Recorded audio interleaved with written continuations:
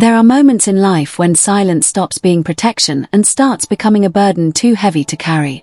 Moments when someone who has watched, absorbed, and endured for years finally reaches a breaking point. Not with anger, not with chaos, but with something far more powerful. Truth. And the most unsettling thing about truth is that it doesn't need to scream. It doesn't need theatrics. When it finally arrives, it settles in quietly, but it hits harder than anything loud ever could. That is exactly the kind of moment that unfolded when Mykelti sat down, looked directly into the camera, and decided, perhaps for the first time, that she was done protecting a story that was never fully real to begin with. At first, nothing about the setting seemed unusual. A simple conversation. A calm tone. No dramatic music, no raised voices, no visible tension. But beneath that calm surface, something was shifting. Something long buried was beginning to rise. And when it did, it didn't come out in fragments or hesitation. It came out with clarity that felt almost surgical, cutting through years of carefully maintained narratives like they were never there at all. What made this moment so powerful wasn't just what she said, it was how she said it. There was no bitterness coating her words, no obvious desire for revenge, no attempt to exaggerate for attention. Instead, there was something far more unsettling: composure. The kind of composure that only comes from someone who has spent years thinking, processing, and finally understanding. And when someone like that speaks, people listen differently. Because you can't dismiss it as emotion. You can't brush it off as drama. You're forced to sit with it. And that's exactly what viewers found themselves doing. Because what Mykelti began to describe wasn't a single moment, or one isolated issue, or even a misunderstanding. It was a pattern. A pattern so consistent, so deeply rooted, that once you saw it, you couldn't unseen it. A pattern that many had suspected for years but could never quite confirm. Until now. It started with something that sounded almost harmless on the surface. A question that, in any other context, might not have meant much at all. A simple question about emotional availability. About presence. About whether a father truly showed up for his children in the ways that mattered. And the answer, as expected, was yes. Of course it was yes. It's always yes. Because no one willingly admits to being absent, especially not in a public setting where image matters just as much, if not more, than truth. But this time, that answer didn't go unchallenged. Because this time, someone who had lived that reality was ready to speak. And when Mykelti responded, there was no hesitation. No softening of words to make them easier to hear. She didn't rush, she didn't stumble, she didn't second-guess herself. She simply told it the way she experienced it. And what she revealed in that moment shifted everything. She described a version of presence that wasn't really presence at all. A version that looked acceptable from the outside but felt completely different from within. Time was given, yes, but it came with conditions. It came scheduled, controlled, and contained. It wasn't spontaneous, it wasn't emotionally driven, and it certainly wasn't cantered around the needs of the children. It was structured around him. Always him. And that distinction, subtle as it may seem, changes everything. Because there's a difference between a parent who is there and a parent who makes themselves available. One comes from love. The other feels like obligation. And children, even when they're too young to articulate it, can feel that difference. They internalize it. They grow up with it. And long after the moments themselves have passed, the feeling remains. That's what made her words land so heavily. Because she wasn't describing something unfamiliar. She was describing something that resonated with far too many people watching. People who had experienced the same quiet distance. The same sense of having to step into someone else's world instead of being met in their own. The same unspoken understanding that connection came with rules. And suddenly, this wasn't just about one family anymore. It was about a shared experience. But what made it even more intense was the realization that this wasn't new. This wasn't something that had recently developed. This had been there all along, quietly existing beneath years of footage, conversations, and carefully presented moments that, until now, had gone largely unquestioned. Viewers began replaying scenes in their minds. Moments that once seemed normal now felt different.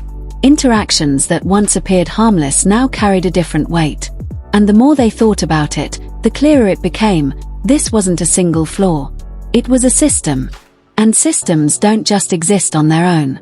They're maintained. That's where things started to take a deeper turn. Because as the conversation continued, it became clear that this wasn't just about one person's behavior. It was about how that behavior was supported, reinforced, and, in some ways, protected by the dynamics surrounding it. And at the center of that dynamic was someone whose presence had always been complicated. Robyn. Now, for years, viewers had debated her role. Some defended her. Some questioned her. Some felt there was something they couldn't quite put into words. But what Mykelti did in that moment was give language to something that had previously only been a feeling. And once again, she did it without aggression. She didn't accuse. She didn't attack. She analyzed. She described the way Robyn communicated, and it was in that description that things became almost impossible to ignore. Because what she pointed out wasn't obvious at first glance. It wasn't loud or dramatic. It was subtle, controlled, intentional, or at the very least, consistent. There was a pattern in the way she spoke. A pattern in the way she framed situations. A pattern in the way she positioned herself within conversations that were meant to involve multiple people, but somehow always seemed to circle back to her. And the most striking part? It didn't feel accidental. It felt practiced. There was a difference, Mykelti explained, between appearing open and actually being open, between sounding vulnerable and being vulnerable. And according to her, what Robyn presented often stayed on the surface. It gave just enough to create the impression of honesty, but never quite enough to reveal anything real. It was controlled vulnerability. And then came the detail that shifted everything from observation to realization. The use of we. Not I. Not individual perspectives. Not separate voices. But we. We feel this. We are doing this. We are working through this. At first, it sounds inclusive, unified, supportive, even. But when you look closer, really look, it starts to feel different. Because when one person consistently speaks for everyone, something important gets lost. Individuality. And according to Mykelti, that wasn't just a coincidence. It was a pattern that had real consequences. Because when voices are merged into one, disagreements disappear. Not because they don't exist, but because they're no longer being acknowledged. Differences are smoothed over. Tension is hidden. And what remains is a version of unity that looks convincing, but isn't real. And suddenly, years of interactions began to make sense in a completely different way. Moments that once seemed like harmony now looked like control. Moments that once felt cooperative now felt curated. And perhaps most unsettling of all, moments that were meant to represent a family now felt like something else entirely. A performance. But here's where the story takes an even deeper turn. Because this wasn't just about communication styles or emotional availability anymore. This was about something much bigger. Something foundational. Something that, once revealed, explained not just the tension, but the collapse. Two completely different visions of what this family was supposed to be. And they were never truly compatible. On one side, there was a vision of closeness, of constant connection, of a kind of unity that blurred boundaries and demanded emotional proximity at all times. A version of family where everyone was deeply intertwined, where separation felt like failure, and where distance, even healthy distance, was seen as a threat. And on the other side, there was something entirely different. A structure that allowed space, independence, individual relationships that didn't require forced closeness between everyone involved. A system that worked, not because everyone was constantly together, but because they didn't have to be. And for a long time, that system held. Until it didn't. Because when one vision begins to dominate, the other doesn't just disappear. It resists. It strains. And eventually, it breaks. And that's exactly what happened. But the most haunting part of all of this isn't the conflict itself. It's the realization that it may have been avoidable. That somewhere along the way, there was an opportunity to acknowledge the difference. To accept it. To adapt. To find a balance that allowed both visions to coexist. But that didn't happen. Instead, one vision was pushed. Repeatedly. Relentlessly. And over time, that pressure did what pressure always does when it has nowhere to go. It fractured everything. And now, years later, we're not just watching the aftermath. We're finally hearing the truth behind it. And the question that lingers, quiet, heavy, impossible to ignore, is this: if this is what we're hearing now, what else has been left unsaid? And maybe that is the most unsettling part of all, not what was said, but what it suggests still remains unsaid. Because when one layer of truth is finally pulled back, it rarely exists alone. It usually sits on top of years of moments, decisions, and quiet realizations that were never fully voiced. And as Mykelti continued speaking, it became clear that what she had revealed so far was only the beginning. There was a shift in her tone, not dramatic, not obvious, but noticeable if you were paying attention. The kind of shift that happens when someone moves from describing what they felt to explaining what they now understand. And that distinction matters, because feelings can be dismissed. They can be labeled as subjective, emotional, even exaggerated. But understanding is different. It comes with perspective. It comes with distance. And most importantly, it comes with clarity. And clarity is dangerous to any narrative that depends on illusion. Because once you understand something, you can't unknow it. You can't go back to seeing things the way you once did. And as she spoke, it became increasingly clear that she had crossed that line a long time ago. What she began to describe next wasn't just about words or communication patterns. It was about presence in a physical sense. About body language. About positioning. About the small, almost invisible details that most people overlook, but that often reveal more truth than anything spoken out loud. She talked about a moment during the panel that, at first glance, might have seemed insignificant. Something so subtle that many viewers likely didn't even register it consciously. But once she pointed it out, it became impossible to ignore. Robyn was holding Kody's hand. Now, in isolation, that doesn't mean much. Couples hold hands. It's normal. It's expected. It's human. But context changes everything. Because this wasn't just a casual moment between two people. This was a group setting. A shared space. A conversation that involved multiple relationships, multiple histories, multiple emotional layers. And yet, in that space, only one connection was being physically reinforced. Only one bond was being visibly prioritized. And then came the detail that shifted the entire dynamic. Robyn wasn't just holding Kody's hand. She was also holding Mary's. But not in a way that brought them together. In a way that kept them apart. And that image, whether intentional or not, spoke louder than anything that had been said up to that point.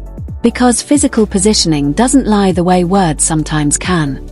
It reveals instinct. It reveals comfort. It reveals hierarchy. And in that moment, the hierarchy was clear.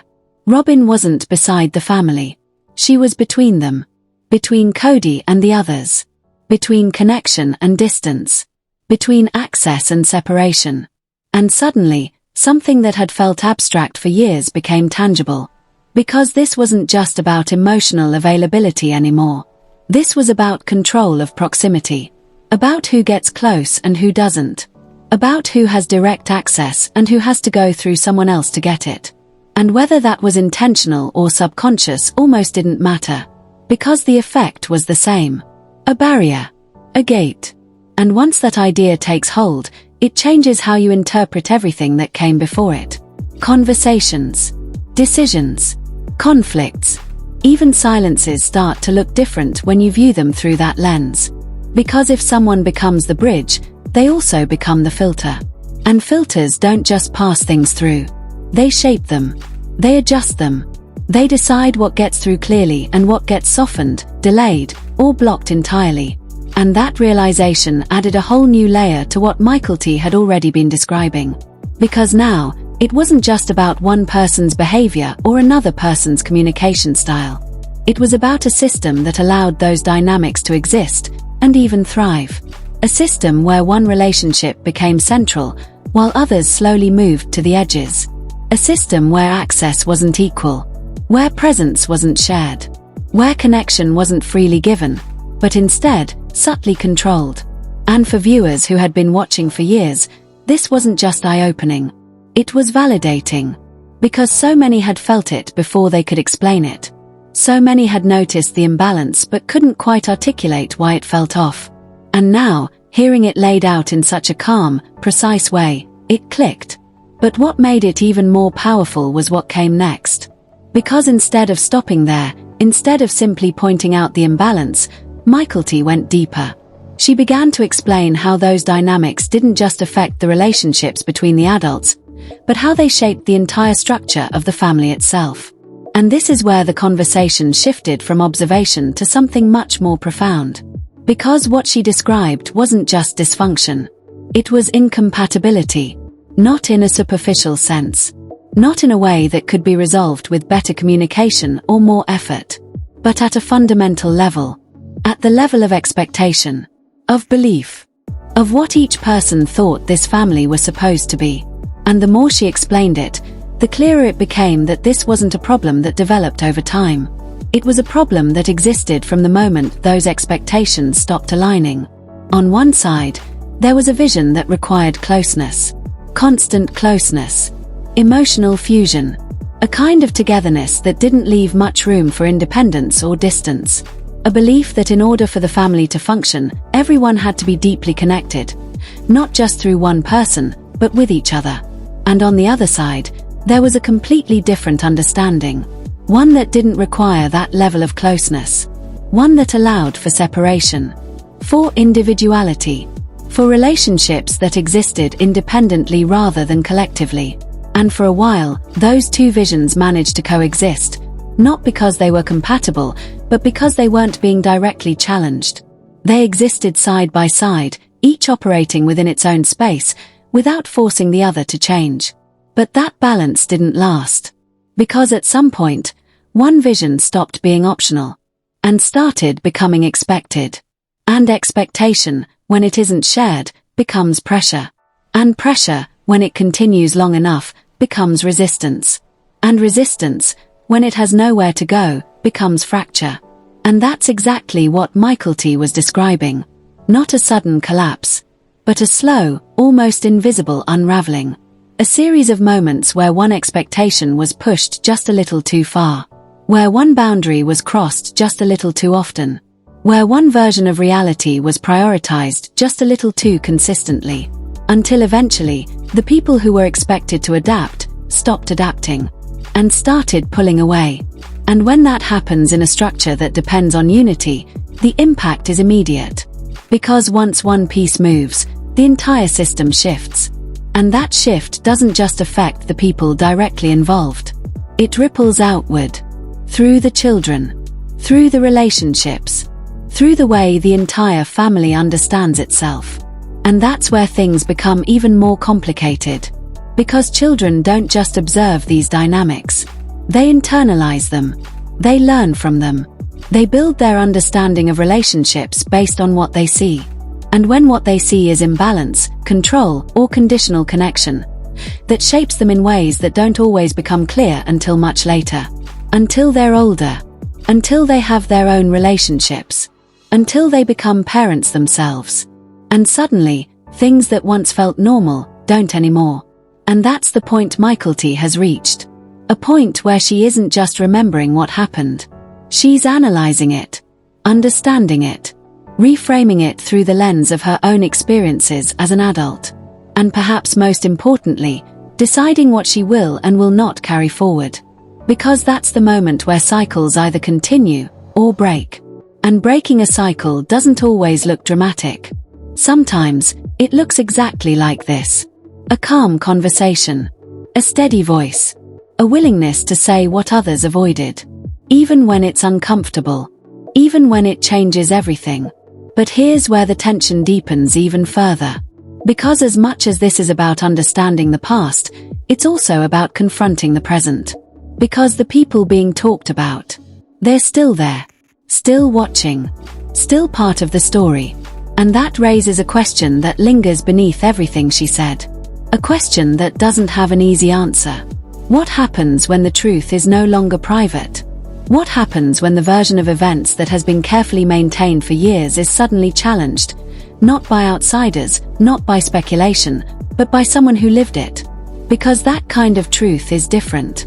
It's harder to dismiss, harder to reframe, harder to control. And for a family that has spent years managing its narrative, that shift could be more disruptive than anything that came before it. Because this isn't just disagreement anymore. This is exposure. And exposure doesn't just change how others see you. It forces you to see yourself. And not everyone is ready for that. Which brings us to the question that now sits quietly at the center of all of this. Not loud, not urgent, but persistent.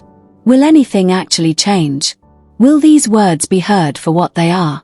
Or will they be absorbed, reshaped, and folded back into the same narrative they challenge? Because history has shown that when people are confronted with uncomfortable truths, there are usually two paths: reflection or defense. And which one gets chosen will determine everything that comes next. But for now, one thing is certain.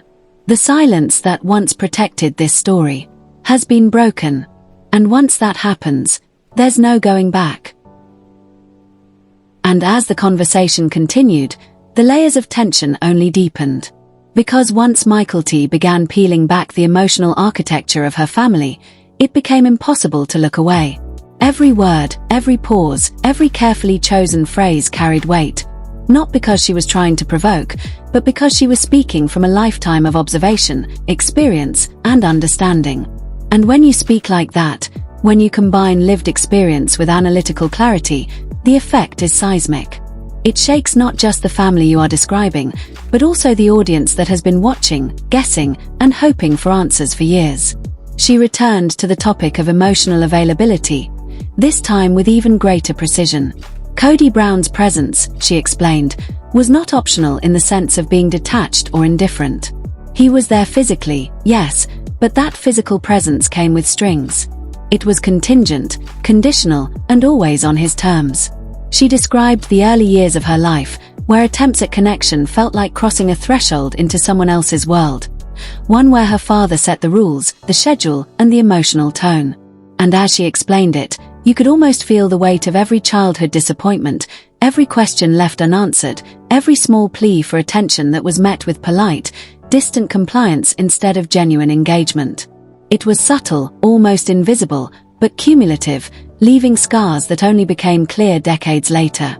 And then she moved on to finances, and here the stakes shifted from the emotional to the practical, but no less revealing.